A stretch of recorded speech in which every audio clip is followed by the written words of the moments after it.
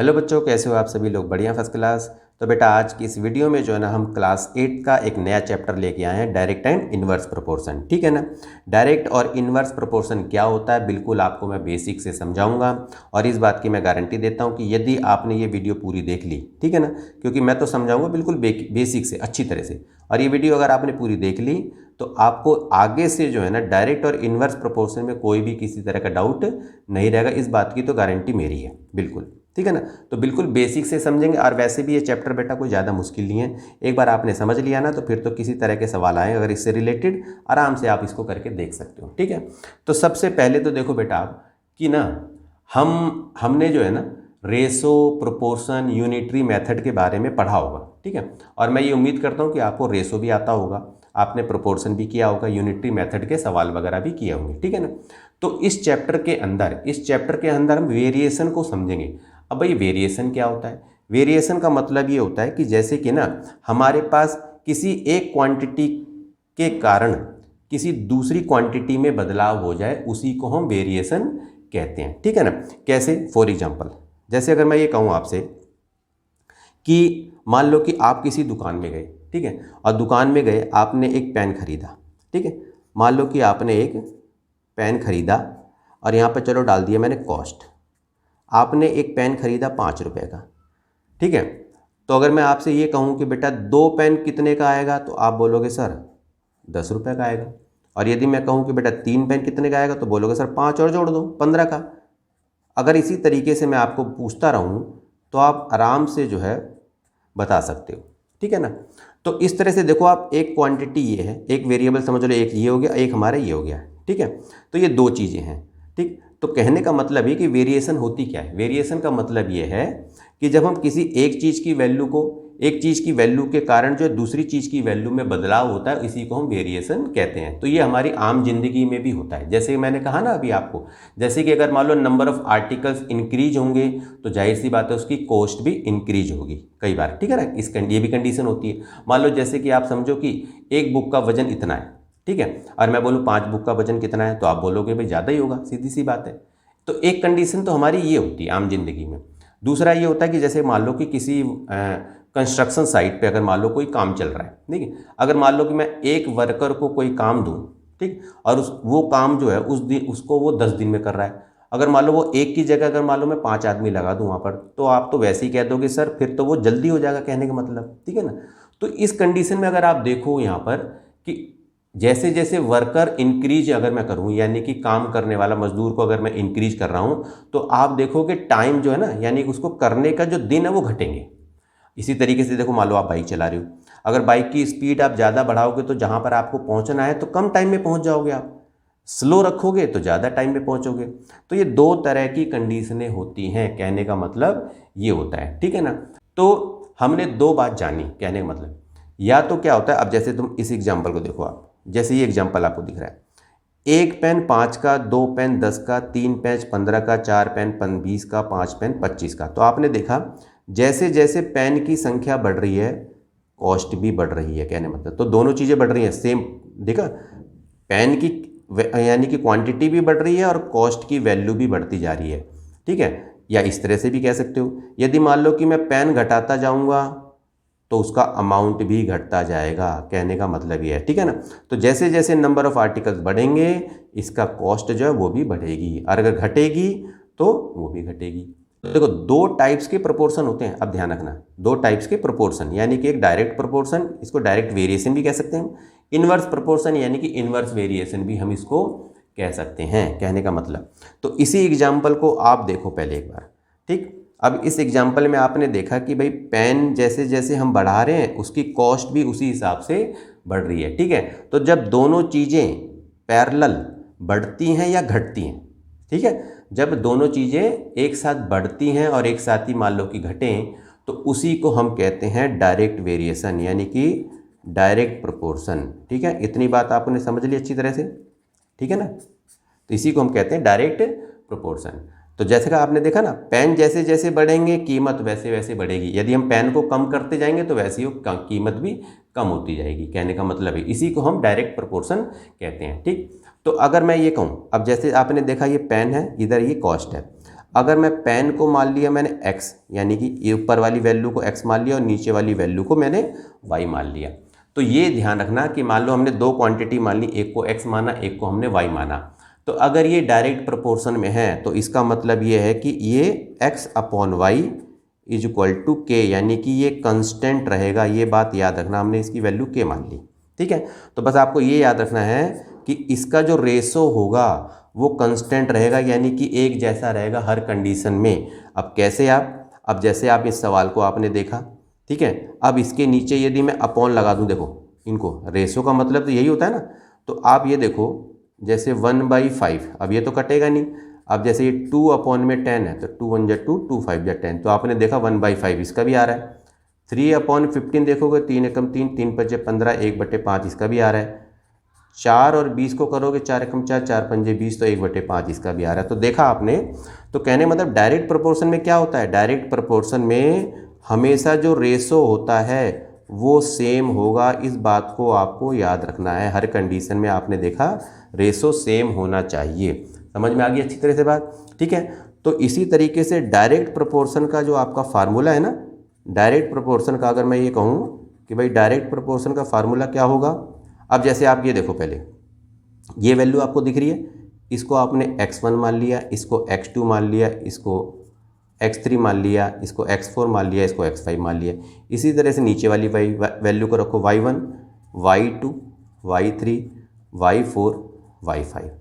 तो जैसे कि मैंने कहा ना कि हर कंडीशन में रेशो हमारा सेम होना चाहिए, वही डायरेक्ट वेरिएशन कहते हैं। तो बस इसका फार्मूला ऐसे याद रख लेना, x1 अपॉन में y1 is equal to x2 upon में y2 होता है। बस इसी फार्मूले को लेके चलोगे तो आप डायरेक्ट प्रोपोर्शन के हर सवाल को आराम से करके आप इसको देख सकते हो, ठीक है। समझ में आ रही है अच्छी तरह से बात आपको, ठीक है। अब मान लो, अब एक एग्जाम्पल के तौर पे हम एक सवाल लेते हैं, ठीक। अगर मैंने कहा यहाँ पर एक सवाल है, जैसे मैंने कहा ये a है, ये b है, ठीक है। और यहाँ दे दिया मैंने 5, यहाँ दे दिया 10, यहाँ a1 वैल्यू कुछ नहीं रखी मैंने, यहाँ पर दे दिया 30, ठीक है। यहाँ पर दे दिया 12, 24, 16 दे दिया, b1 दे दिया, a2 दे दिया और यहाँ पर दे दिया 120, ठीक है। और मैंने कहा कि ये जो हमारी a और b है, ठीक, ये क्या है, डायरेक्टली प्रोपोर्शनल है। यानी कि डायरेक्टली प्रोपोर्शनल है तो इस टेबल को कंप्लीट करो। अगर मान लो ये टेबल है एक तरह से, तो इस टेबल को कंप्लीट करो। तो यानी आपको एक a1 की वैल्यू निकालनी है, b1 की निकालनी है, a2 की वैल्यू निकालनी है। और मैंने ये कहा कि बेटा ये डायरेक्टली प्रोपोर्शनल है, तो आपको क्या बोला मैंने, तो इसका मतलब क्या है कि इनका जो रेशो होगा वो सेम होगा हर कंडीशन में। तो अगर आपको a1 की वैल्यू निकालनी है तो आप क्या करोगे, आप बोलोगे 5/10, 5/10 बराबर होगा a1 अपॉन में 30। हर कंडीशन में बराबर ही होता है। क्लियर, समझ में आ रही बात। अब चाहे इसको आप क्रॉस मल्टीप्लाई करके कर दो और चाहे इसको काट के भी कर सकते हो। तो जैसे आपने बोला कि यहाँ पर देखो 10 इंटू में a1 हो गया क्रॉस मल्टीप्लाई करके, और 5 इंटू में 30 हो गया।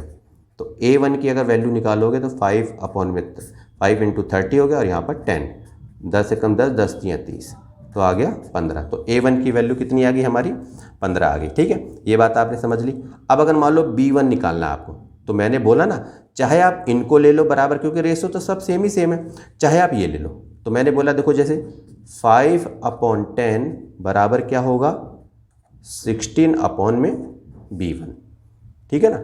अब वही चीज़ कर दो आप, तो 5 इंटू में b1 और 16 अपॉन में 10, तो b1 क्या होगा 16 इंटू 10 और अपॉन में 5, 5 दूनी 10, 16 दूनी 32, b1 की वैल्यू आ गई।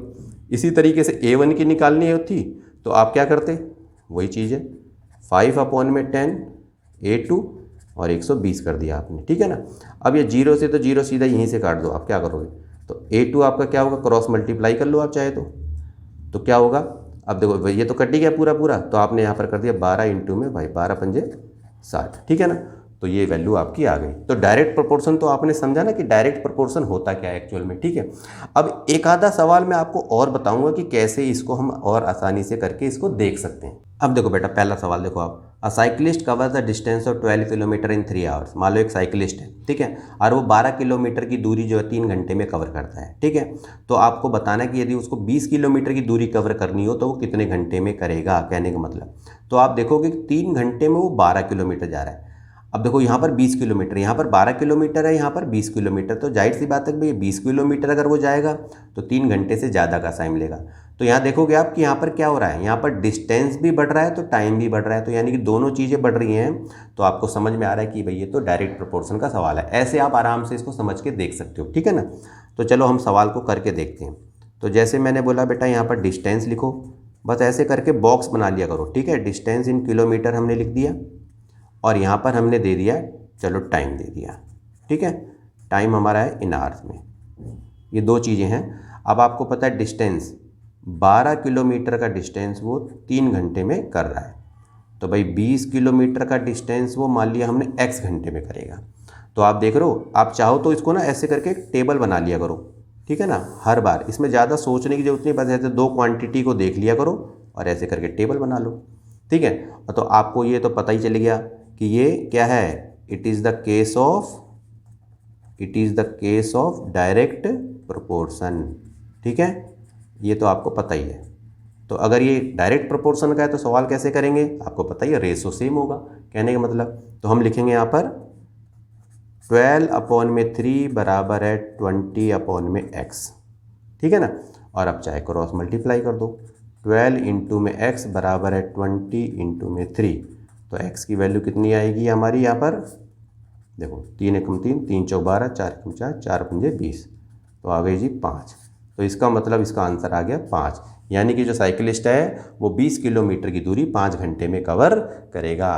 तो बस ये देखो कितना आसान है, ठीक है ना, बिल्कुल आसान है। इस तरह से आप टेबल बनाओ और आपको बस ये समझ में आ जाना चाहिए कि भाई ये जो सवाल है वो डायरेक्ट प्रोपोर्शन का है कि इन्वर्स का, ठीक है ना। अब इसके बाद मैं आपको इन्वर्स प्रोपोर्शन बताऊंगा। दोनों मेथड समझ गए तो ये चैप्टर समझ गए, समझ लो बस बिल्कुल ही। अब इस सवाल को देखो, ऐसे देख लिया करो कि भाई इसमें ना क्या क्या क्वांटिटी दे रखी है। एक तो देखो वेट के बारे में बात कर रहा है, और दूसरा हमारा, हाँ वेट का हो गया, और दूसरा क्या कह रहा है, सीट ऑफ पेपर के बारे में बात कर रहा है, ठीक है ना। तो सबसे पहले हम क्या करेंगे यहाँ पर, सबसे पहले हम लिख देंगे भाई नंबर ऑफ सीट, ठीक है। पहले तो ये लिख लो और सीधा इसके बाद यहाँ लिख दो वेट, बस ये दो क्वांटिटी हमारी है, ठीक है। चाहो तो टेबल बना लो ऐसे करके, कोई दिक्कत नहीं है, ठीक है। ऐसे करके टेबल बना लो, दो क्वांटिटी इसके अंदर लिख देना। अब ये क्या क्या रहा है भाई, 6 शीट्स ऑफ पेपर का वजन है 45 ग्राम। तो आप बताओ 1.5 किलो वजनी में, ठीक है, 1.5 किलो वजन वाले पेपर में कितनी नंबर ऑफ सीट्स होंगी, कहने का मतलब ये है, ठीक है। तो आप लिखो जरा भाई 6 सीट में तो हमारा आ रहा है 45 ग्राम का आ रहा है। अब 1.5 किलो का मतलब क्या है, पहले तो आपको समझना है। अब हमें क्या बताना है, how many seats of paper, तो सीट्स ऑफ पेपर बता रहे तो हमने मान लिया चलो x सीट्स ऑफ पेपर है, और 1.5 किलो का मतलब जानते हो, 1.5 किलो का मतलब हो गया 1500 ग्राम, ठीक है। क्योंकि ये ग्राम है तो ग्राम में ही कन्वर्ट कर दो, 1 किलो में 1000 ग्राम होते हैं, आधा किलो और जोड़ दो 1500, तो यहाँ पर क्या लिखोगे आप, 1500 लिखोगे।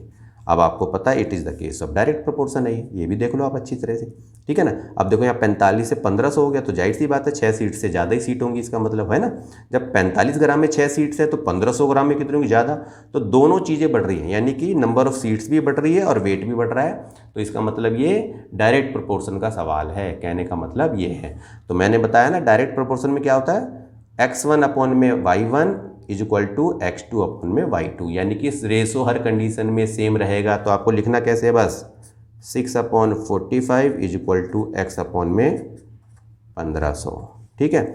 और क्रॉस मल्टीप्लाई कर दो बस ऐसे करके, और देखो 6 इंटू में 1500, तो यानी कि x की वैल्यू 6 इंटू में 1500 करो यहाँ पर, और यहाँ पर 45, तो 15 से काटो, 15 एकम 15 0 0, 15 3 45, 3 एकम 3, 3 दूनी 6, तो आपने देखा 200 इसका आंसर आ गया। यानी कि 1.5, अगर 1500 ग्राम पेपर होगा तो 200 सीट होंगी, कहने का मतलब ये है।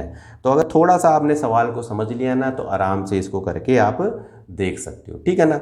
अब मैं बात करूंगा बेटा इनवर्स प्रोपोर्शन क्या होता है। अब देखो बेटा, अब हम बात करेंगे इनवर्स प्रोपोर्शन की। इनवर्स प्रोपोर्शन होता क्या है, ठीक है ना। तो जैसे देखो आपने डायरेक्ट में क्या देखा, जब दोनों चीज़ें या तो बढ़ रही हो समान या फिर दोनों चीज़ें साथ में घट रही हो तो उसी को हम डायरेक्ट प्रोपोर्शन कहते हैं। इनवर्स में क्या होता है, एक चीज़ बढ़ रही होती है और एक चीज़ घट रही होती है, यानी एक वेरिएबल की वैल्यू बढ़ रही होती है, एक की घट रही होती है।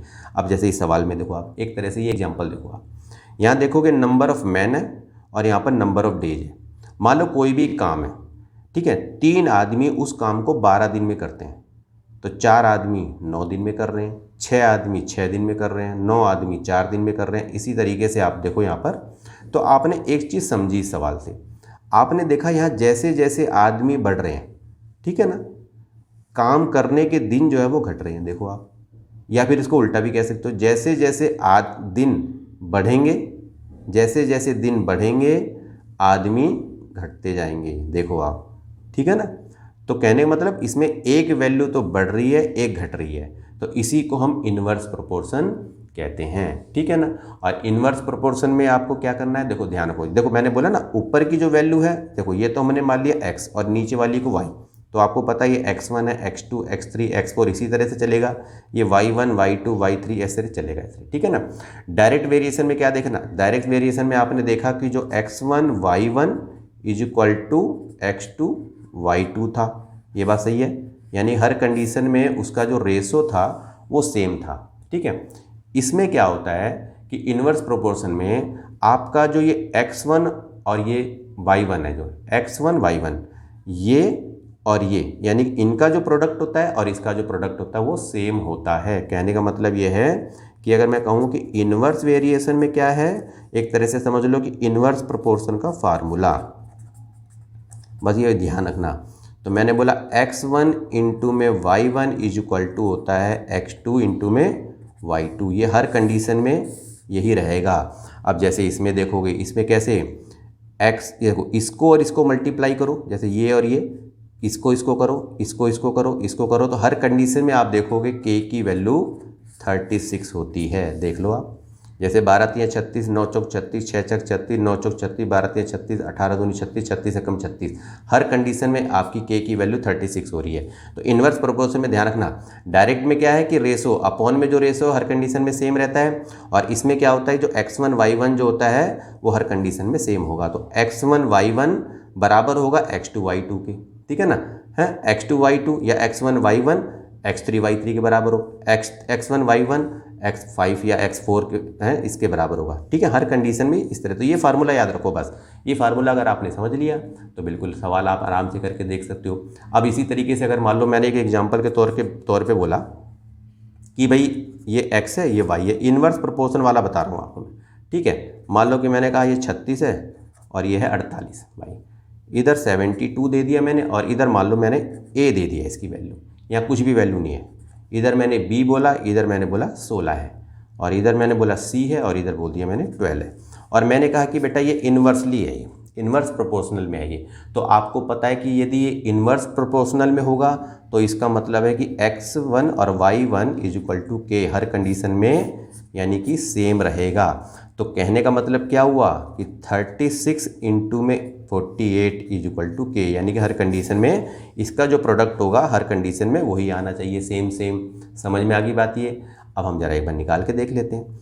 अब जैसे मैंने क्या बोला, अब समझो अगर आपको a की वैल्यू निकालनी है तो आपको ये पता है कि 36 इंटू में 48 बराबर होगा 72 इंटू में a के, यही बात है ना। जैसे इसका प्रोडक्ट और इसका प्रोडक्ट बराबर होगा, इसी तरीके हर का प्रोडक्ट जो बराबर होगा हर कंडीशन में, ये बात ध्यान रखनी है आपको।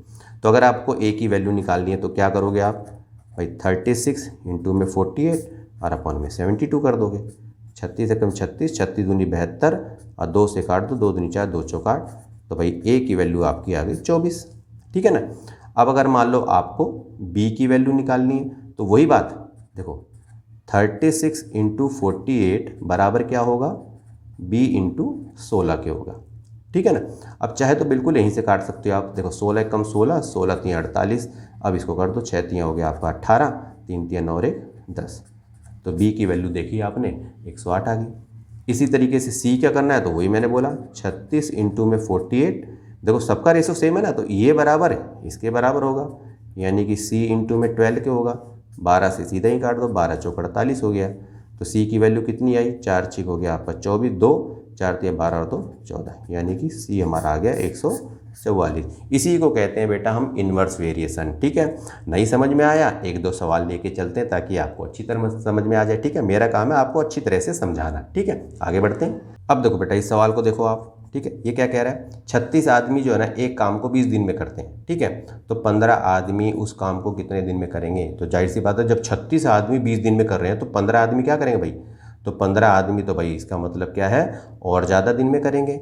ठीक है ना। तो अब यहाँ देखो, अब क्या है, यहाँ आदमी तो घट रहे हैं लेकिन काम की संख्या यानी कि डेज की संख्या बढ़ेगी। तो एक चीज़ बढ़ रही है, एक चीज़ घट रही है। तो जब एक चीज़ बढ़ती है एक चीज़ घटती है, उसी को हम कहते हैं इनवर्स प्रोपोर्शन। तो जब आप सवाल को पढ़ोगे ना, सवाल को पढ़ने से ही समझ में आ जाएगा, कहने का मतलब ये है। ठीक है, करोगे कैसे, जैसे मैंने कहा नंबर ऑफ मैन यहाँ लिखोगे और यहाँ पर नंबर ऑफ डेज लिखोगे।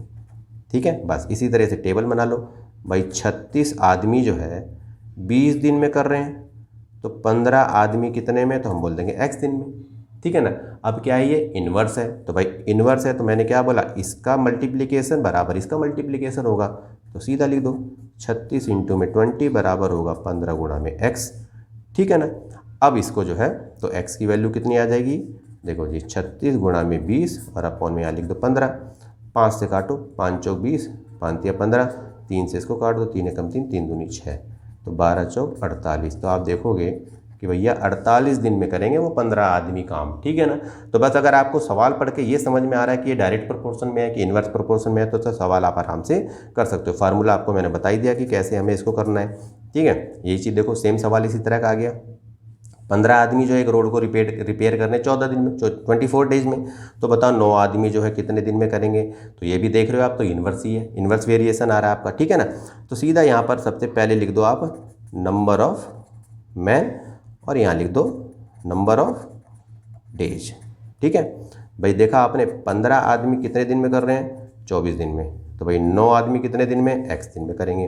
तो वही चीज़ मैंने बोला 15 गुणा में 24, क्योंकि इन्वर्स वेरिएशन है, 9 गुणा में s। ठीक है ना। तो लिख दो x की वैल्यू कितनी हो गई, 15 गुणा में 24 कर दो, बटे में 9 कर दो। ठीक है ना। 3 से काटो, 3 तिया 9, 3 अट्ठे 24, 3 एकम 3, 3 पंजे 15, तो 8 पंजे आपने देखा 40 दिन में आ जाएगा। कहने का मतलब ये है। ठीक है ना। तो देखो इस तरह से थोड़ा सा अगर आपने सवाल को समझ लिया तो आसानी से आप इसको करके देख सकते हो। ठीक है ना। तो बेटा जितना मुझे समझाना था मैंने आपको अच्छी तरह से समझा दिया। उम्मीद करता हूँ कि ये आपको चैप्टर अच्छी तरह से समझ में आया होगा। ठीक है, और यदि वीडियो बेटा जरा सी भी आपको पसंद आई होगी तो बेटा इसको लाइक करना। ठीक है, कमेंट करके भी बताना कि ये वीडियो आपको कैसी लगी। और एक इम्पोर्टेंट काम बेटा जो हमेशा से कहता हूँ वो है चैनल को सब्सक्राइब करना है। ठीक है ना। तो बेटा आज के लिए इतना ही, मिलते हैं आपसे किसी नेक्स्ट इंटरेस्टिंग टॉपिक पे, तब तक के लिए ओके।